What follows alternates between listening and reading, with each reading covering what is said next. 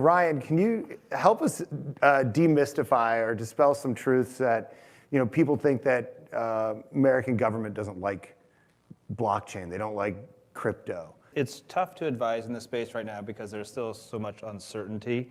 That is, we're particularly looking at the SEC, right? We all are familiar with whether these tokens are securities and the implications for how you distribute these things.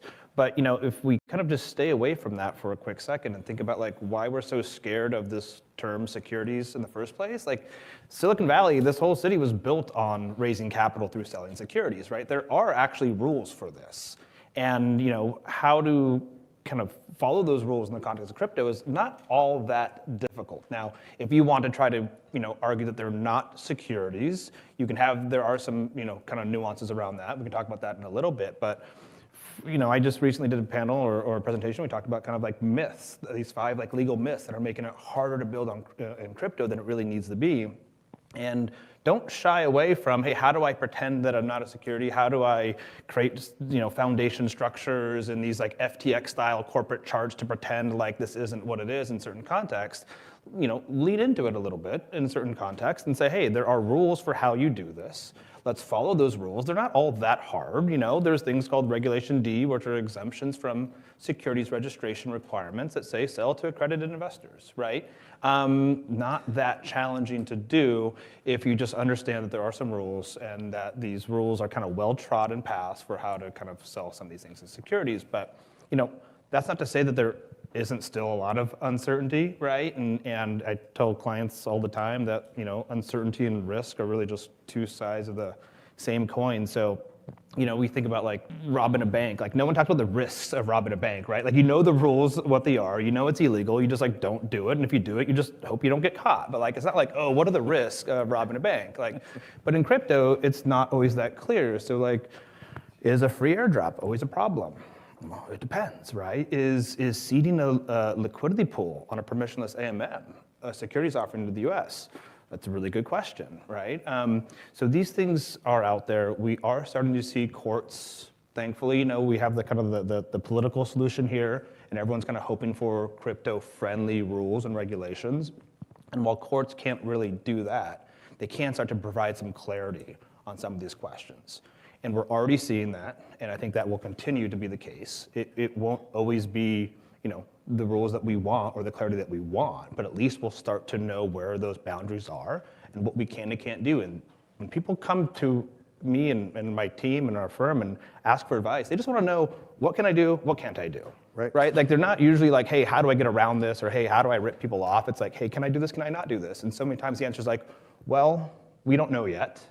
Here's how we think about it. Here's the risk. Here's how we mitigate those. And I think increasingly through some of these court actions and appeals that we see coming down the pipeline, we are going to get some of that clarity, even maybe hopefully even before we get some, maybe more new policy, new regulations that I do think are desperately needed. But in the meantime, just a little bit of clarity on some of these difficult questions will go a long way. Sometimes I go home and I'm dude, is this worth it, right? All the education on the local level to the macro level to the legal level and educating myself and a team. I mean, in a way, I think I went through law school thanks to Ryan Williams. You're pretty good, yeah. I've gotten better. I mean, 7 years, man. I'm not doing well as a student. Law school would have been cheaper, perhaps. Yeah, I actually think it would be a lot cheaper. But do we think that is this technology innovative enough to justify the leapfrog that we have to make? Does that make sense? I'll start and just speak for myself. I mean, I went all in on this technology, 8 years ago now. I was a security attorney on Wall Street. I worked at the largest law firms there, largest law firms here in Silicon Valley, and people thought I was insane. In 2016 was nah, I'm leaving all this behind. I'm going all in on digital assets because I had my red pill moment, right? So I think kind of the risk just for personally that I took to kind of jump into this industry, I have to believe that this is all worth it because I did it. And I think many people in this room have done the same thing and dedicated their careers and pivoted from what they were doing before to build in this space. And I think, when I had my red pill moment, I'll just talk about it real briefly. My interest in startups started from this idea of social enterprise, right? For-profit business models to promote positive social change. And then I had my very first crypto client in 2016, and they were doing credit scores for the unbanked population of Brazil. And it was like these women that had perfect repayment rates, taking loans from friends and family, but they had no credit score, right? So they couldn't get microloans to start their businesses. And it was just like, oh my gosh, this is what started me and my interest in entrepreneurship and innovation 20 years ago now, and it kind of came full circle. And for me now, I cannot look at any business or any product or business model and not wonder, how could this be made better by a little bit of decentralization, a little bit of better distribution, a little more egalitarian access to decision-making, to control, to power, to wealth creation. And I think if you think about it for that reason and you're in it for that reason, I think that is worth it. I think we will continue to move this industry forward, and those use cases that are so important will become so obvious that in 20, 30, 40 years, it's going to be unfathomable that people didn't understand what this was going to be for society, how transformative it would be. Imagine right now trying to explain that like people didn't really know what to do with the internet 40 years ago, right? That's just like mind-boggling. I think, and I believe truly that we're going to be in the same place thinking about crypto 40 years from now.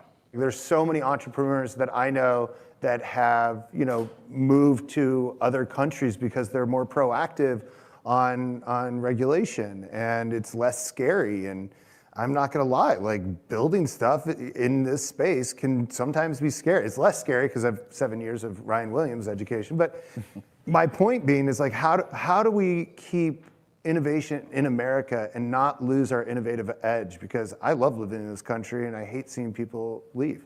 I think one thing that people need to realize, we talk about going to Bermuda or Cayman or Switzerland or Seychelles or Isle of Man. I mean, these are jurisdictions I never even thought about my entire life and knew they existed. And now every week I get a call about, what do you think about Isle of Man? I'm like, nothing. I think exactly nothing about that ever in my entire life. That's great. But I think one of the important things to realize is that if you want to serve this market, right, still one of the largest, most kind of, wealthy markets on the planet, you're going to have to work within U.S. regulation. It doesn't matter that you went and set stuff offshore, right? And so I think it's a short-sighted approach. And if we can educate folks that say, hey, if you want to serve this market, I don't care where you're based physically, I don't care where you domicile your company, we have to work within the legal regime here and the regulatory regime here. And if we can get them to accept that and to now work within that regime rather than trying to just like, regulatory arbitrage by move out, we'll keep more builders here, we'll keep more products here, we'll keep more use cases here. And I think that's part of what I try to educate folks on. And there's some legitimate reasons to do those. So it's not that saying that that's a bad idea, but if you want to still build here, you want to have users here, you want to have products that are in use here, you can't run away from United States regulation. We got to lean into it, we got to be thoughtful about it, we got to understand the risk, we got to quantify that risk, both like likelihood of harm, magnitude of harm, and then think about some risk mitigation strategies, but don't just like pretend like you're gonna bury your head in the sand in Bermuda and like not have to worry about what happens in the United States. Right. Well, we saw that with, what's his name? He shall not be named. Yeah. There should be enough like crypto extradition cases at this point to know like that's not exactly how it works. Right. Outward-looking statements. How are we feeling about the election? How do we feel about progress in America? Positive statements. No matter who wins, Gary Gensler is gone as SEC commissioner. Go ahead, you can. So I think that's pretty clear. He might become Treasury Secretary, so it's not like he's totally gone, but he'll get out of our way on this issue. I think there's kind of been a defrosting and kind of the Democrats' kind of perspective on this a little bit. At least kind of outwardly, they've stated that. I think we were a little concerned from like a regulatory perspective. We have a lot of clients who are in the middle of SEC investigations, some of which have been going on for many, many years, and you see kind of like leading up to the election, is there going to be a big kind of push before like the 9/30 end of the fiscal year for the federal government? They like to pad their stats and show how many convictions they've gotten or how much disgorgement they've gotten. We didn't really feel that push. Then there's like the election coming up. Oh gosh, is that going to be a big push? We didn't really feel that push. There's now the next big date is the inauguration on January 20th, right? And there's nothing that's going to stop a SEC from this lame duck period kind of taking action. We saw the last chairman, Jay Clayton, do that to Ripple in like December 22nd of 2020. But so that's kind of the last shoe to drop. But like there's been many deadlines that you thought this could be very aggressive kind of ramping up of the pressure, and it hasn't happened yet. So maybe there is some awareness that, you know, the next administration is going to be a little bit softer, and maybe they don't want to blow everything up on their way out. So I'm kind of cautious in that optimism, but so far we haven't felt the pressure to really settle things in advance of the election. Thanks.